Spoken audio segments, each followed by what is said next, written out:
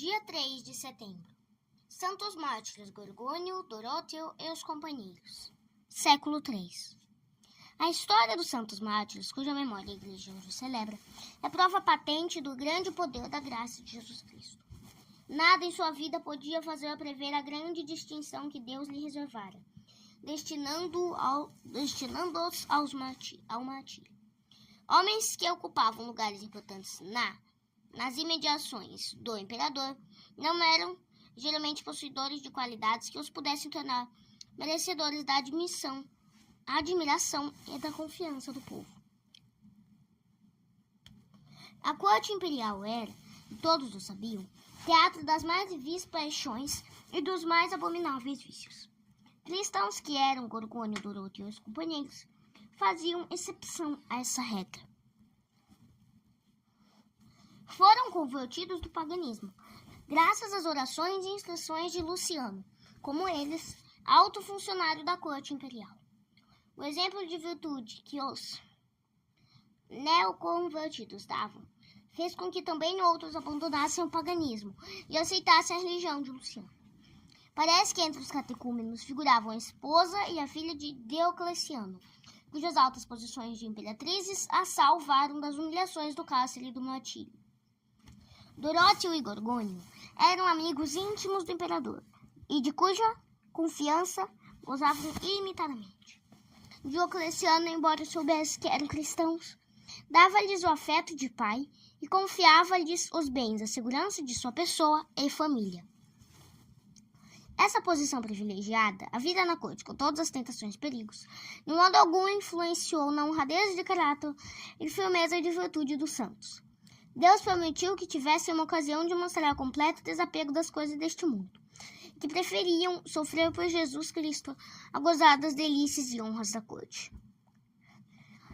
Galério Maximiano, também imperador e genro de Diocleciano, era inimigo implacável do cristianismo.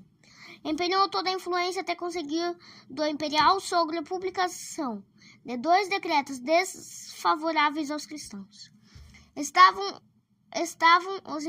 os 12 imperadores em Nicomédia quando o palácio imperial se incendiou. Embora fosse para ele próprio o incendiário, Galério Maximiano soube fazer convergir todas as suspeitas do crime contra os cristãos. De combinação com os ministros amigos de Diocleciano, teriam sido eles os malfeitores. Diocleciano deixou-se facilmente convencer da verdade da terrível acusação e deu ordem para que todos os funcionários cristãos fossem duramente castigados. 15 dias depois, irrompeu um novo incêndio no palácio, tendo sido Galério outra vez o mandante. Galério Maximiano outra vez o mandante. Se na primeira vez conseguira convencer o sogro da culpabilidade dos cristãos, desta vez essa acusação formal enfureceu sobremaneira o colega imperial. Todos os cristãos em serviço palaciano, inclusive aqueles que a que mais amizade devotaram, foram entregues à pena de morte. Não satisfeito de tê-los sumariamente processado, ordenou que fossem barbaramente açoitados e de muitas outras maneiras maltratados. Gorgônio, Pedro e outras pessoas de destaque na corte foram intimados a render homenagens divinas a ídolos, o que firmemente recusaram. O imperador lançou em rosto a Gorgônio ter abusado de sua confiança. Este respondeu: nunca lhe fui infiel. Minha religião não me permitiria tal coisa. Não seria bom servidor de Jesus Cristo se não fosse igualmente de meu imperador. Mas minha religião veda-me a adorar falsos deuses, e antes entregaria corpo e vida do que cometer esse crime.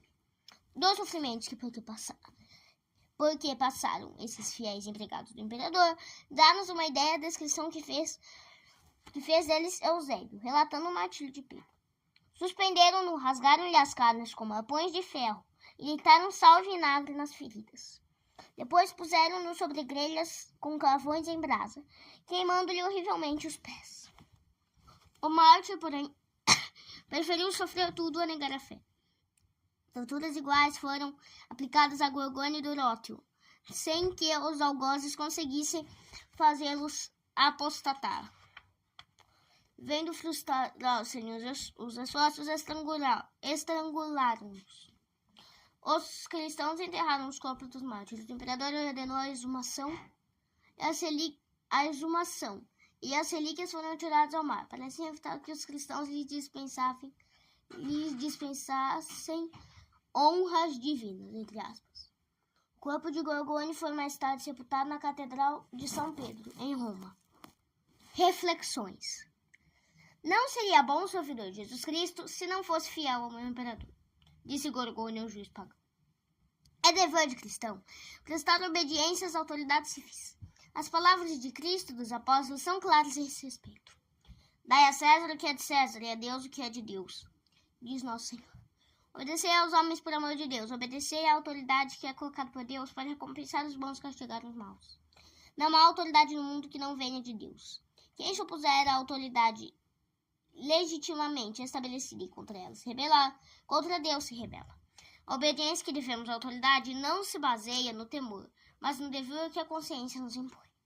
Por isso é que pagamos tributo, porque os representantes da autoridade são ministros de Deus. Pagai, pois, diz São Paulo, a todos o que lhes é devido. A quem tributo, tributo. A quem imposto, imposto. A quem temor, temor. A quem honra, honra. A obediência é fruto das duas virtudes principais do Evangelho: caridade e mortificação.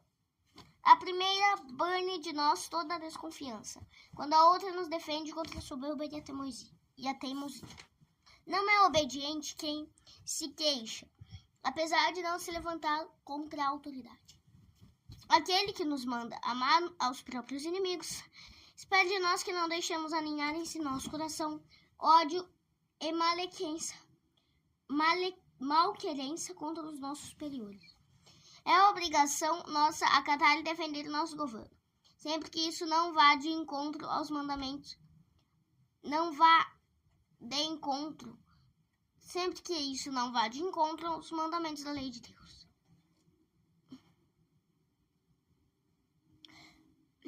O bom cristão rezará pelas autoridades, para que Deus as proteja e ilumine. Advirta aos cristãos, escreve São Paulo a Tito, que sejam sujeitos aos príncipes e magistrados, que lhes obedeçam e estejam prontos para toda boa obra. Epístola a Tito, capítulo 3, versículo 1.